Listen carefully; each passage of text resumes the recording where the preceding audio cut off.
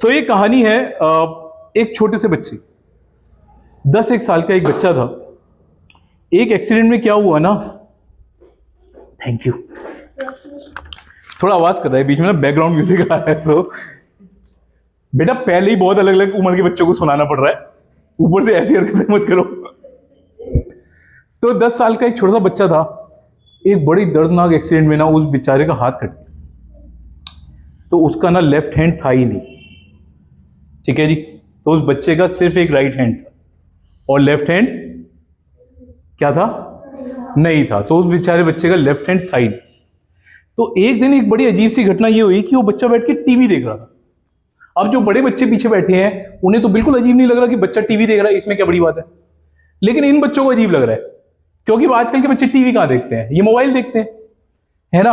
कई बच्चे तो क्या करते हैं, टीवी चलाते हैं और साथ में मोबाइल देखते हैं, है ना। टीवी भी चल रहा होता है, मोबाइल भी चल रहा होता है, फिर मेहनत होती है, क्या होता है, उसको भी फटाफट पलटते रहते हैं। तो इसीलिए थोड़ी सी अजीब बात यह थी कि वो बच्चा क्या कर रहा था, टीवी देख रहा था। हाँ, तो बच्चा टीवी देख रहा था। टीवी के ऊपर एक फिल्म आई थी ब्रूस ली की, पुरानी कहानी है ना, इसलिए मैं समझ रहा हूं बच्चों को पता नहीं लगा ब्रूस ली कौन है। तो समझो ब्रूस ली समथिंग लाइक जैसे टाइगर श्रॉफ है ना। ओहो नहीं, ये तो पाप हो गया। नहीं, सॉरी ब्रूस ली साहब, सॉरी, नहीं टाइगर श्रॉफ नहीं यार, ये गलत कंपैरिजन हो गया। तुम समझो अच्छा फाइटर था बस, है ना। ओहो, ये एडिट कर देना, टाइगर श्रॉफ वाली बात मत डालना। सो ब्रूस ली की एक फिल्म देख रहा था। ब्रूस ली क्या करता है, मिक्स मार्शल आर्ट्स, खूब लड़ाई झगड़ा, इधर से हाथ मारना, उधर से मारना, उड़ के किके मारना, ऐसे वैसे, बहुत बढ़िया, बहुत ही बढ़िया सुपरस्टार था ब्रूस ली। उसकी फिल्म देख रहा था। अब वो फिल्म देख रहा है, मोटिवेट भी हो रहा है, लेकिन उस बेचारे का तो एक हाथ ही नहीं है। तो उसको और ज्यादा ये फीलिंग आ रही है कि यार मेरा हाथ नहीं है। अब वो क्या कर रहा कि ना, वो फिल्म देखते देखते रोने लग गया, क्योंकि उसको और बुरा लगने लग गया कि लोग तो क्या क्या कर रहे हो, मैं देखो मैं कुछ भी नहीं कर सकता। अब पेरेंट्स आए, उन्होंने समझाया कि बेटा क्या हुआ, रोने की क्या बात है। सो उन्होंने कहा मेरे को ना बहुत ही इन्फीरियरिटी कॉम्प्लेक्स हो रहा है, बड़ा इन्फीरियर सा लग रहा है मेरे को कि यार ये तो कितना बढ़िया है, ये मैं कितना वो। बच्चे को सच में हो रहा था, क्योंकि इस बेचारे का ना एक हाथ ही नहीं था। तो उसने अपने पेरेंट्स को देखा और कहा कि पापा यार मुझे भी ना ब्रूस ली जैसा बनवाओ। फादर कहे यार कैसे बनवाऊं यार, इसका तो एक हाथ ही नहीं है। उन्होंने कहा मेरे को नहीं पता, आप कुछ भी करो, मेरे को ब्रूस ली जैसा बनना है बस। अब बच्चा रोने लगा। जब जोर जोर से बच्चा रोता है ना, तो पेरेंट्स कहते हैं अच्छा चलो मैं कुछ करता हूं। तो उसके पापा ने कहा चलो मैं कुछ ना कुछ कोशिश जरूर करूंगा कि तुम्हें एक दिन ब्रूस ली जैसा बनाऊं। तो अलग अलग जहां पे भी मार्शल आर्ट सिखाए जाते थे ना, उन अकेडमीज में गए, वहां जाके उन्होंने सबसे पूछा, वहां गुरुजी होते हैं जो सिखाते हैं, है ना। सबसे पूछा गुरुजी इसको मार्शल आर्ट सिखा दोगे। उन्होंने कहा अरे इसको कैसे सिखाएंगे, इसका तो एक हाथ ही नहीं है। उन्होंने कहा नहीं वो बड़ा जिद कर रहा है, देख लो थोड़ा सा सिखा देना, मन बहल जाएगा बच्चे ऐसे वैसे। गुरुजी ने कहा मजाक थोड़ी है, मैं नहीं सिखा रहा, जाओ। फिर दूसरे गुरुजी के पास गए, उनसे कहा, वो भी नहीं माने। फिर तीसरे के पास गए, उनको समझाया, वो भी नहीं माने। इन शॉर्ट उसको कहीं एडमिशन नहीं मिल रहा था। फिर एक स्कूल पहुंचे ना मार्शल आर्ट्स के, तो उन्होंने कहा कि मैं शायद सिखा तो सकता हूं, पर पहले मैं बच्चे का इंटरव्यू लूंगा, अगर वो सीखने लायक होगा ना तो सिखा दूंगा। उनका अच्छा ठीक है। तो फिर वो बच्चे को ले गए, बच्चा गुरुजी से मिला। गुरुजी ने बच्चे को देखा कि बच्चे का तो एक हाथ ही नहीं है, क्या मार्शल आर्ट्स करेगा। तो उन्होंने कहा बेटा मैं तुम्हें सिखा तो दूंगा, और जैसा तुमने कहा ना कि ब्रूस ली की तरह मिक्स मार्शल आर्ट्स का वर्ल्ड चैंपियन बनना, मैं चैंपियन भी बना दूंगा, मेरी एक शर्त है लेकिन। उन्होंने कहा बताइए गुरुजी। उन्होंने कहा जब तक तुम वर्ल्ड चैंपियन नहीं बन जाओगे, तुम मेरे से कभी नहीं पूछोगे कि मैं तुम्हें क्या सिखा रहा हूं, क्यों सिखा रहा हूं, किस वजह से सिखा रहा हूं, ये सब मेरे से कभी नहीं पूछोगे। किसी चीज का कोई सवाल नहीं करोगे, जैसा मैं कहूंगा वैसे ही करोगे। उनका एग्री। तो बच्चे ने क्या कहा, बच्चे ने एग्री, सब साथ में बोला एग्री। क्या बात है। तो बच्चे ने क्या कहा, एग्री। तो क्या एग्री करा कि हम आज से कोई भी सवाल नहीं पूछेंगे, हमारे गुरुजी हमें जैसा सिखाएंगे हम वैसा ही सीखेंगे। एग्री? कोई एग्री नहीं है, एग्री कह रहे।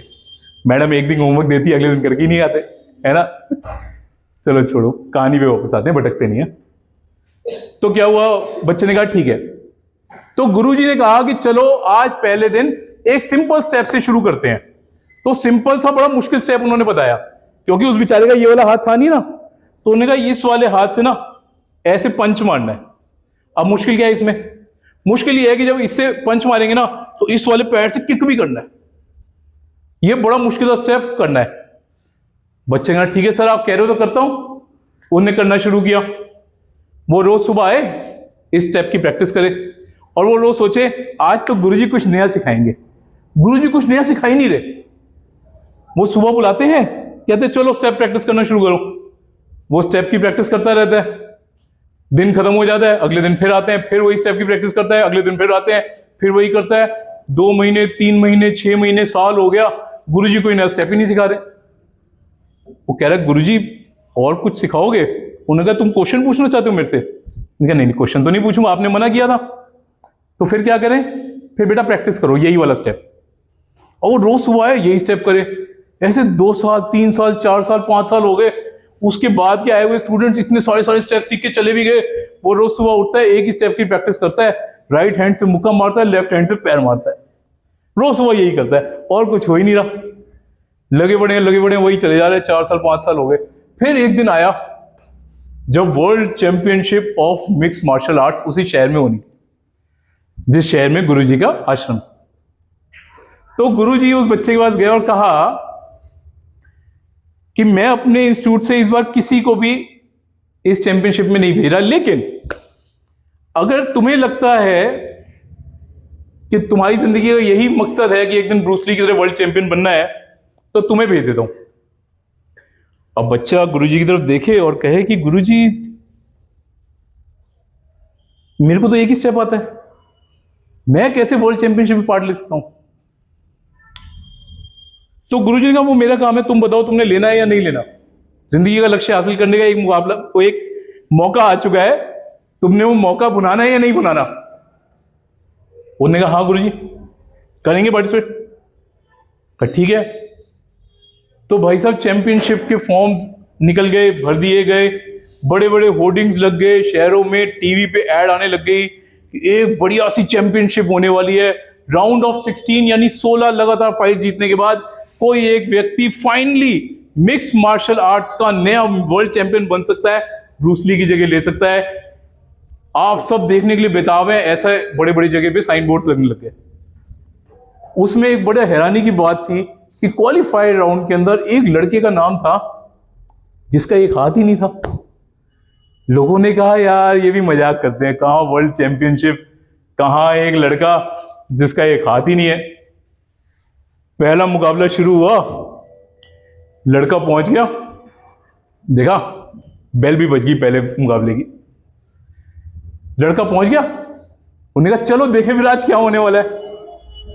तो वहां पे जी पहले सामने एक पहलवान आया। शुरू में तो इतना सब छोटे छोटे पहलवान ही होते हैं आमने सामने। तो एक छिटपुट सा पहलवान आया, रेफरी ने कहा लड़ो, और लड़के ने एक राइट हैंड से मुक्का मारा और लेफ्ट हैंड से पैर मारा, सामने वाला ढेर।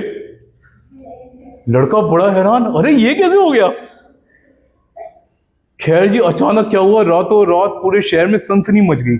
एक लड़का जिसका एक हाथ ही नहीं है, उसने एक सिंगल वार के अंदर सामने वाले को ढेर कर दिया। अगला राउंड आया, लड़के ने फिर एक मुक्का मारा और एक लात मारी, सामने वाला फिर ढेर। एंड एवरीवन वाज लाइक अरे ये कैसे हो गया। उसको खुद विश्वास नहीं हो रहा है क्या हो रहा है। Round the round, round the round, round the round ये चलता रहा। एक मुक्का, 2 मुक्के के अंदर सामने वाला ढेर, और लड़के को समझ ही नहीं आ रहा क्या चल रहा है। गुरुजी बिल्कुल शांत बैठे हैं, कोई एक्सप्रेशन नहीं, ना खुशी ना गम। उन्हें कोई फर्क नहीं पड़ रहा कि हाँ ठीक खेल रहा है, सही चल रहा है, हाँ बढ़िया बढ़िया, यही सिखाया था मैंने। आखिरकार top of the town, top of the town होता है यानी कि जब शहर में हर जगह आप ही की बात हो रही हो। जैसे दिल्ली में इस समय हर जगह पॉल्यूशन की बातें हो रही है ना, ऐसे ही पॉल्यूशन की तरह लड़का पॉपुलर हो गया। हर जगह उस लड़के की बात हो रही है। लोग कह रहे हैं एक लड़का जिसका एक हाथ ही नहीं है वो वर्ल्ड चैंपियनशिप के टॉप 4 में पहुंच चुका है। सिर्फ 2 मुकाबले दूर हैं क्या बनने से, वर्ल्ड चैंपियन। लेकिन भाई साहब अब मुकाबले ना सीरियस हो चुके थे, अब वो उतना आसान नहीं रह गया था। अब 4 ही तो पहलवान रह गए, चारों हट्टे कट्टे, चारों एक से बढ़कर एक। तो सेमीफाइनल शुरू हुआ, वो लड़का उतरा, सामने वाला जो पहलवान था अच्छा खासा 8 फुट का लंबा लड़का, यूं करके देखे कि इस तक मुक्का पहुंचेगा कैसे। रेफरी कहा चलो लड़ो, सामने वाले ने यूं धक्का मारा और लड़का पीछे आके गिरा। कह रहा हो गया सब खत्म, यही है टॉप ऑफ द टाउन, कुछ नहीं। लड़के ने गुरुजी की तरफ देखा और जैसे चक दे इंडिया मूवमेंट होता है ना, तो गुरुजी ने ऐसे बताया सामने मारो सामने।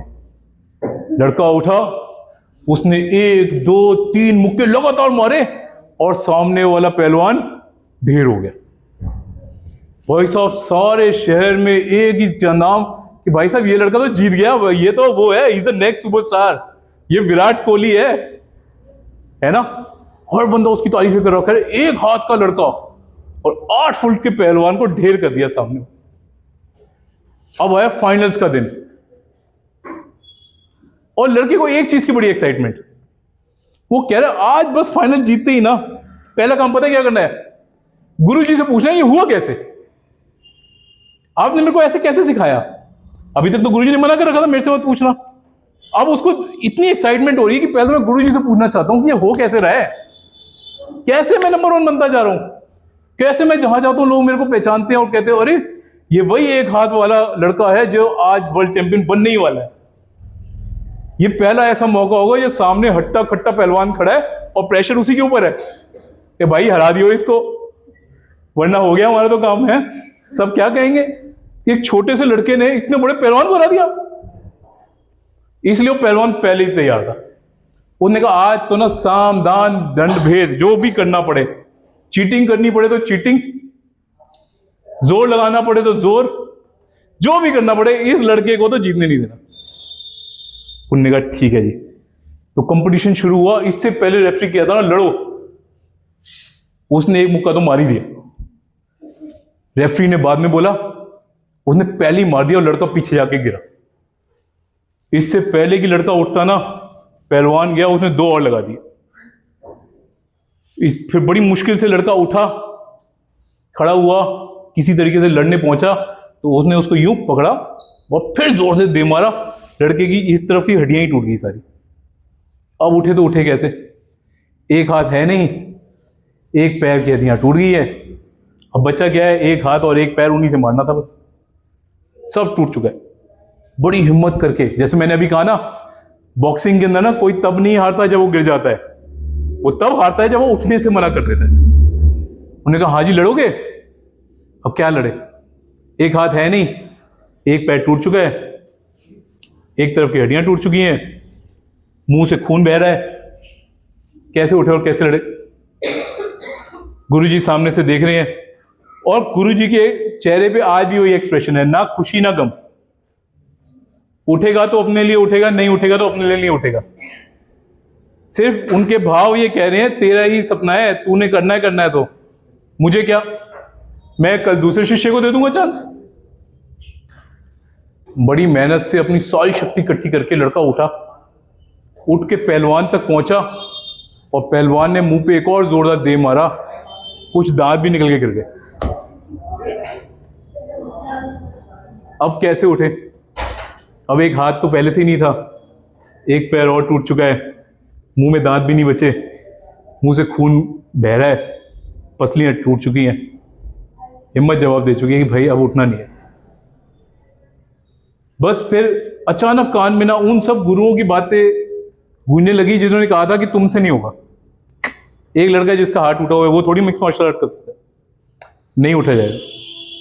ये सब चीजें ना अंदर से मोटिवेट करी और अपनी पूरी जान को दोबारा से भरा कि नहीं, अगर मैं आज नहीं उठा ना तो दोबारा ये मौका कभी नहीं आएगा। वर्ल्ड चैंपियनशिप सामने है,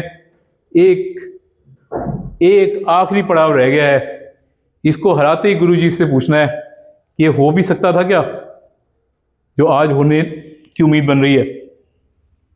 पूरी ताकत झोंक के लड़का किसी तरीके से उठा, एक पैर भी टूटा हुआ था, एक हाथ पहले ही नहीं था। और इससे पहले कि सामने वाला पहलवान समझ पाता, उसने एक मुक्का और एक लात साइमल्टेनियसली उस पर दे मारी और वो हुआ जो किसी ने कभी नहीं सोचा था। सामने वाला पहलवान पहले ही शॉट में ढेर हो गया, वो उठ ही नहीं पाया। और एक लड़का जिसका एक हाथ नहीं था, एक पैर टूट चुका था, मुंह से खून बह रहा था, उसने सामने वाले पहलवान को ढेर कर दिया। भाई साहब पूरे के पूरे जो स्टेडियम था उसमें उस लड़के के नाम की गूंज होने लगी, लोग तालियां बजाने लग गए। ये तो कमाल हो गया, किसी ने कभी नहीं सोचा था कि मिक्स मार्शल आर्ट्स का वर्ल्ड चैंपियन एक ऐसा लड़का बन जाएगा जिसका एक हाथ ही नहीं है। लेकिन हाँ, हालत थोड़ी खराब थी, बेचारा गिरा पड़ा था, पैर अपना भी टूटा हुआ था, मुंह से अपने भी खून निकल रहा था। तो स्ट्रेक्चर बुलाया गया उसको ले जाने के लिए। तो उसको स्ट्रेक्चर पे लेके जा रहे थे, तो उन्होंने कहा नहीं अभी हॉस्पिटल नहीं जाना, अभी एक काम रह गया। क्या बताओ क्या रह गया? नहीं पहले मेरे को गुरुजी के पास लेके जाओ, मेरे को उनसे पूछना है कि ये कैसे हो पाया, कैसे एक लड़का जिसका एक हाथ नहीं था और जिसको आपने कुछ सिखाया ही नहीं, जिसने जिंदगी भर एक ही चीज पे काम किया, वो था एक हाथ और एक पैर, वो कैसे वर्ल्ड चैंपियनशिप बन पाया। तो गुरुजी के पास लेके गए। अब ध्यान से सुना, गुरुजी ने बड़ी मजेदार बात बताई। तो गुरुजी ने कहा कि मिक्स मार्शल आर्ट्स जो लड़ाई का एक तरीका है, उसमें हर अटैक का एक काउंटर अटैक पहले से ही लिख दिया गया है। ठीक है जी, पहले से ही हर अटैक का एक काउंटर अटैक है। यानी कि पहले ही, अगर तुम में से भी कभी किसी ने स्कूल में जूडो वूडो सीखे हो तो बताते हैं कि जब सामने से मुक्का ऐसे आएगा ना तो तुमने ऐसे रोकना है ना। तो इस तरीके से हर स्टेप का एक काउंटर स्टेप अटैक पहले ही लिख दिया गया है।